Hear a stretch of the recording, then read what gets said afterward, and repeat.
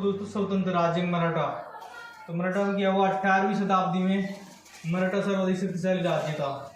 18वीं शताब्दी में जब मराठा क्या था, सर्वाधिक शक्तिशाली राज्य था। 1707 में औरंगजेब की मृत्यु के बाद, जब औरंगजेब की मृत्यु 1707 में हुई के बाद बहादुर शाह प्रथम औरंगजेब की मृत्यु के बाद बहादुर शाह प्रथम ने शिवाजी के पौत्र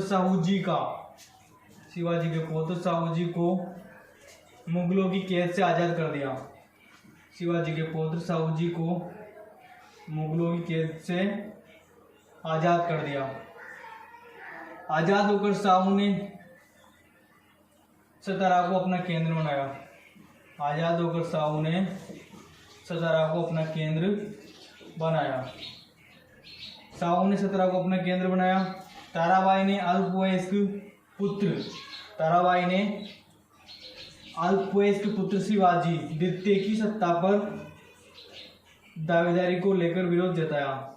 जो ताराबाई थी, राजाराम की दो पत्नी थी, ने अल्पवयस्क पुत्र, इसका जो अल्पवयस्क पुत्र शिवाजी द्वितीय की सत्ता पर, इसने बोला कि भाई सत्ता इसकी होना चाहिए, मतलब इसका अधिकार होना चाहिए शिवाजी द्वितीय का। उसका जो अल्पवयस्क पुत्र था शिवाजी द्वितीय ताराबाई का, तो दावेदारी को लेकर के इसने बोला कि इसने विरोध जताया कि मेरा सत्ता पर दावेदारी का अधिकार होना चाहिए। दावेदारी को लेकर विरोध जताया।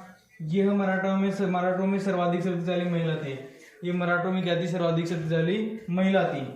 सत्ता को लेकर साहू और ताराबाई में संघर्ष प्रारंभ हो गया। सत्ता को लेकर साहू और ताराबाई में संघर्ष प्रारंभ हो गया। साहू ने संघर्ष के बाद शासन प्रबंध की देखभाल पेशवा को सौंप दी। किसको सौंप दी? साहू ने पेशवा को सौंप दी। साहू ने बालाजी विश्वनाथ को पेशवा बनाया, को शिवाजी के बाद मराठा राज्य का दूसरा संस्थापक माना जाता है। बालाजी विश्वनाथ को शिवाजी के बाद मराठा राज्य का दूसरा संस्थापक माना जाता है।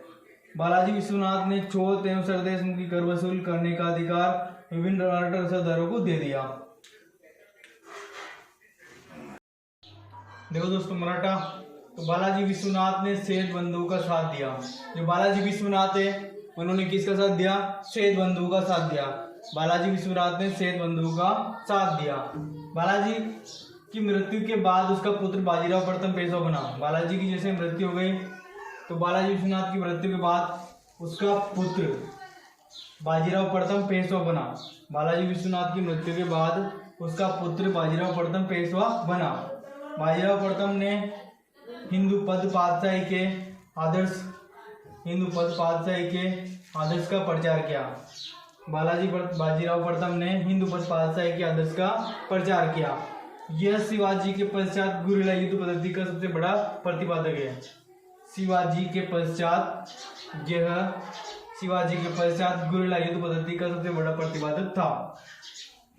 बाजीराव प्रथम इसने दक्कन में निजाम उल मुल्क की शक्ति को नियंत्रित करने का प्रयास किया। बाजीराव प्रथम ने दक्कन में निजाम उल मुल्क की शक्ति को नियंत्रित करने का प्रयास किया। बाजीराव प्रथम ने मुगल अधिकारियों को छूत वसूल करने का अधिकार दिया। तथा वे इलाके मराठा राज्य को सौंप दिए गए। जैसे मतलब वहां से छूत वसूल करने का अधिकार दिया, फिर बाद में उन्होंने क्या किया, बाजीराव प्रथम ने जो इलाके थे वो मराठा राज्य को सौंप दिए गए। इसने बाजीराव प्रथम ने पुर्तगालियों से सालसेट और बसीन ले लिया। बाजीराव प्रथम ने पुर्तगालियों सालसेट और बसीन पर कब्जा कर लिया, पुर्तगालियों से लड़ाई झगड़ा करके। बाजीराव प्रथम ने मराठा राज्य को एक साम्राज्य के रूप में बदल दिया। बाजीराव प्रथम ने मराठा राज्य को एक साम्राज्य के रूप में बदल दिया।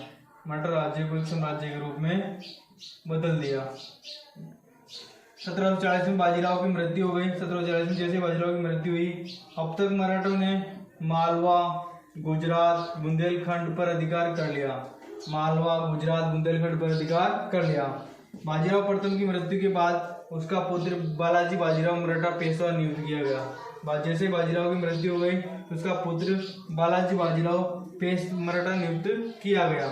तो बाजीराव प्रथम ने एक और शब्द कहा था कि बाजीराव ने मुगलों के प्रति कहा था कि हमें जर्जर और उसके तनवे पर प्रहार करना चाहिए, सागाई अपने आप गिर जाती है।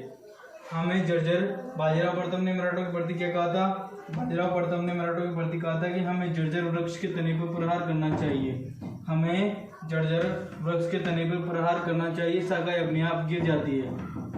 बाजीराव प्रथम ने मुगलों के प्रति कहा था, बाजीराव प्रथम ने मुगलों के प्रति कहा, मुगलों के लिए कहा कि हमें जर्जर तने पर प्रहार करना चाहिए, जर्जर वृक्ष के तने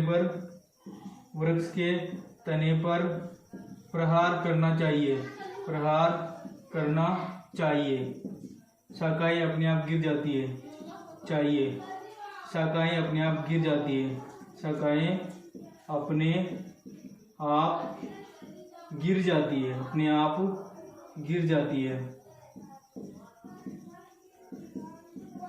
गिर जाती है। हमें जर्जर वृक्ष के तने पर प्रहार करना चाहिए, शाखाएं अपने आप गिर जाती है। देखो दोस्तों, बालाजी बाजीराव को नाना साहब के नाम से जाना जाता है। बालाजी बाजीराव को किस नाम से जाना जाता है? नाना साहब के नाम से।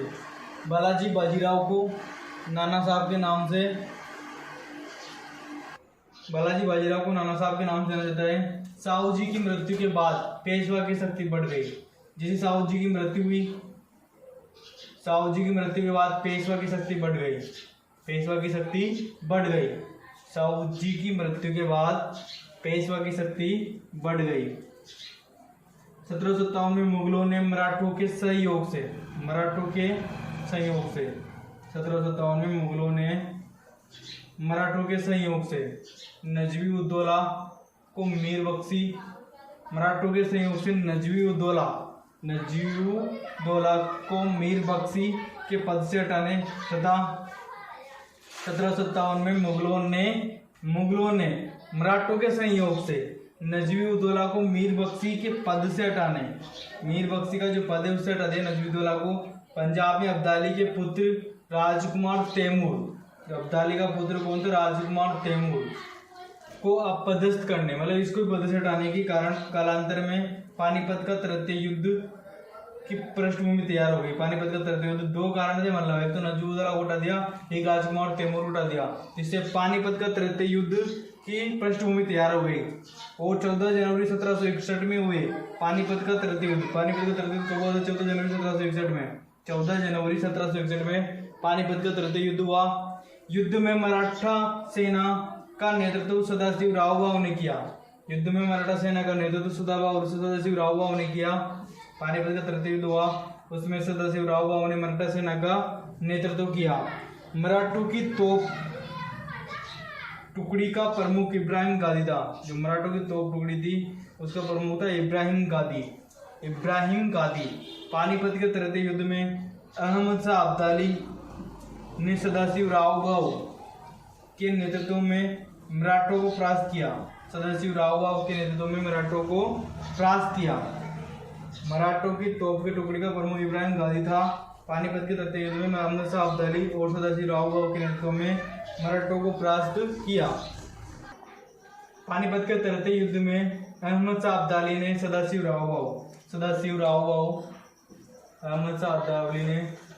राव के नेतृत्व वाले मराठों को परास्त किया। अहमद शाह अब्दाली ने, किसने किया? अहमद शाह अब्दाली ने किया सदाशिव राव के, जिसने भी नेतृत्व किया था सदाशिव राव का, उन मराठों को हरा दिया अहमद शाह अब्दाली ने हराया मराठों को, सदाशिव राव का नेतृत्व कर रहे थे। पानीपत के तृतीय युद्ध में मराठा सेनापति सदाशिव राव, विश्वास राव दोनों मारे गए। सदाशिव राव और विश्वास राव दोनों मारे गए। पानीपत के तृतीय युद्ध में मराठा सेनापति सदाशिव राव और विश्वास राव दोनों मारे गए। इस युद्ध में पराजय को बालाजी बाजीराव सहन नहीं कर सका और 1761 में उसकी मृत्यु हो गई। इस युद्ध में पराजय को बालाजी बाजीराव सहन नहीं कर सका और सदाशिव राव और विश्वास राव दोनों मारे गए। तो बालाजी बाजीराव सहन नहीं कर सका इस बात को, और 1761 में उसकी मृत्यु हो गई बालाजी बाजीराव की। माधव राव 17 वर्ष की उम्र में पेशवा बना। माधव राव 17 वर्ष की उम्र में पेशवा बना। वो प्रतिभाशाली सैनिक था और राजनेता था। माधव राव पेशवा बना और 17 वर्ष की उम्र में पेशवा बना और वो प्रतिभाशाली था और सैनिक था और राजनेता भी था माधव राव। माधव राव ने हैदराबाद निजाम को हराया। माधव राव ने क्या किया? हैदराबाद निजाम को हराया। माधव राव ने मैसूर के हैदर अली को भी नजराना देने के लिए मजबूर कर दिया था। रूहेल और जाटों के साथ माधव राव ने रूहेल और जाट सरदारों के साथ अपने अधीन लाकर के उत्तर भारत पर अपने अधिकार को फिर से स्थापित किया।